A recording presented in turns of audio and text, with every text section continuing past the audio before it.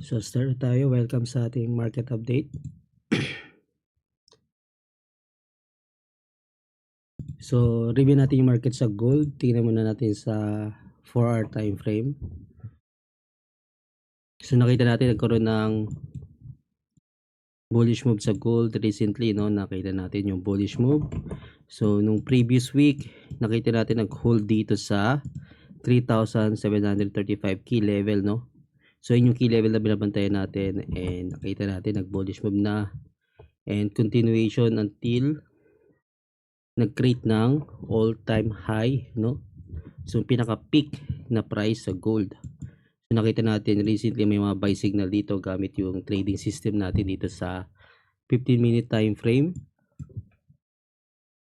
So nakita natin nag-pull back lower kanina lang. So after mag-hold below dito sa key level, so holding below key level, no, bearish bias, so possible mag-pull back, nag-pull back siya dito.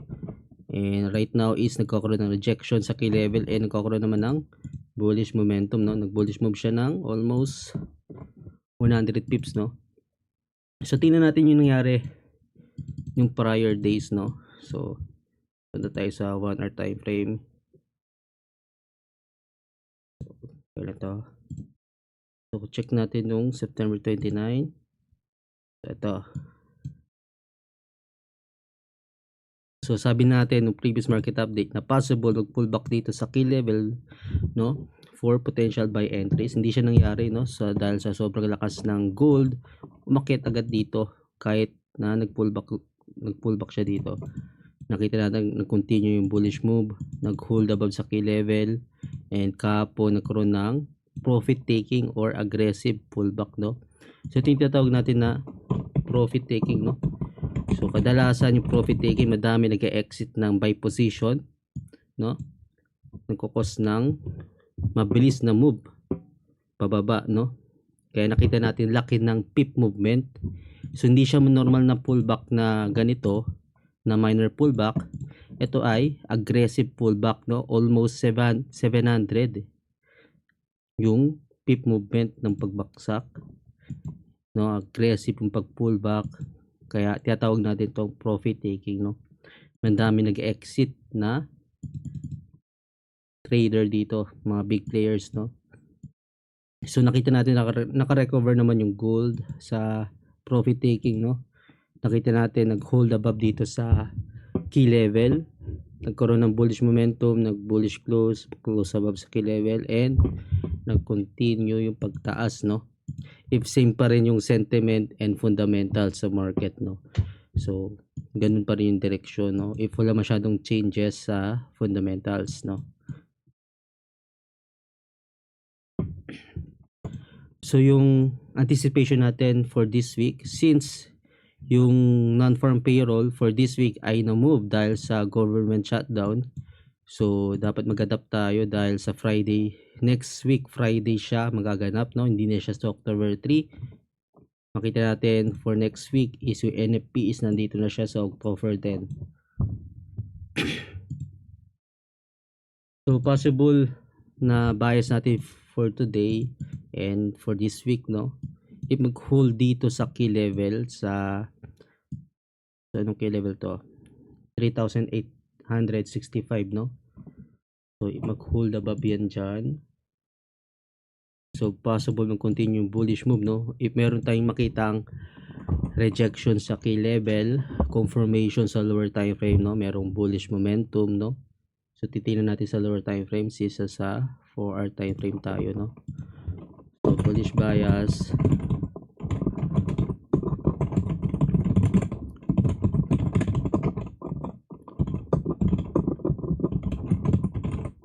USD bearish sentiment, no. If may na USD, inversely correlation, lalakas ang gold. So yung bullish bias natin sa gold, yung main bias. So as long as mag-hold dito sa, so lagay natin yung key level dito, 3,865.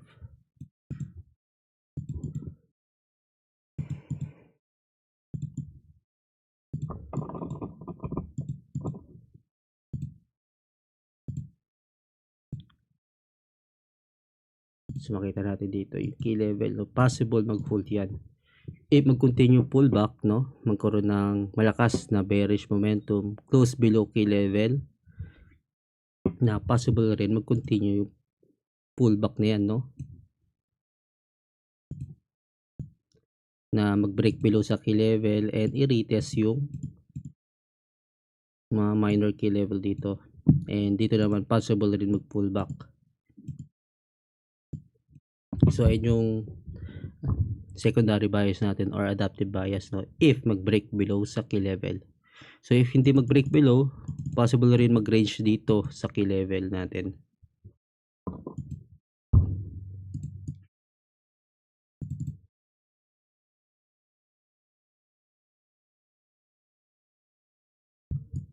So possible mag-range yan. So possible mag-range lang yan dito. Between key levels, consolidation, if wala masyadong fundamental driver or wala masyadong volume sa market, no. So expect consolidation or ranging. So yung prefer natin na mangyari is mag-pullback lower muna, no, for better price position ng buy trades natin. Mas gusto natin mag pullback, no. So pwede mo sabayan yung pullback mo, pwede ka mag sell trades. So mas maganda lang mag-enter ng buy position dahil naka-align tayo sa bullish market structure and sa sentiment and fundamentals, no. Then dito tayo maghanap ng setup for buy if mag-pullback dyan. So if hindi mangyari yon, so bullish bias tayo basta mag-hold yan sa key level. So ayun yun sa gold market bias natin. Sa gold, sa Bitcoin naman, tingnan natin nangyari. So 4 time frame naka-recover na ang Bitcoin after mag-drop previous weeks, no. So previous week lakas ng bearish momentum, no, laki nang nag-drop sa Bitcoin. And ngayon naman naka-recover na. So tingnan natin.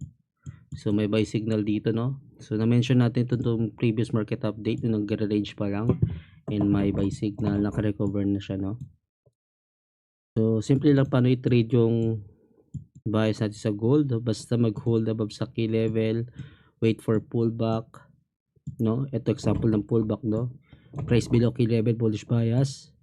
Ay nakita natin dyan maganda mag-entry ng buy, no. So malakas yung bullish momentum, no. So risky mag-sell, no. Kaya tayo ay bullish bias sa Bitcoin, no, or overall sa crypto.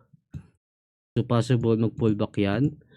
If bullish bias tayo, wait natin mag-pullback, then dun tayo mag-entry ng buy position. So pwede natin i-day trade, swing trade, or scalp, no.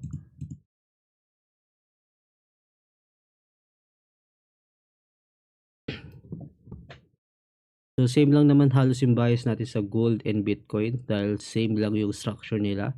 Nasa bullish market structure, inaabangan lang natin yung pullback move, no. Same rin dito, inaabangan natin yung pullback move. Yung mag-pullback. So dito pwede sa key level na yan. Katulad ng nangyari kahapon, no, nag-pullback dito, deeper pullback, profit taking. Then maganda mag-entry ng buy position. So ayun lang guys sa market update natin.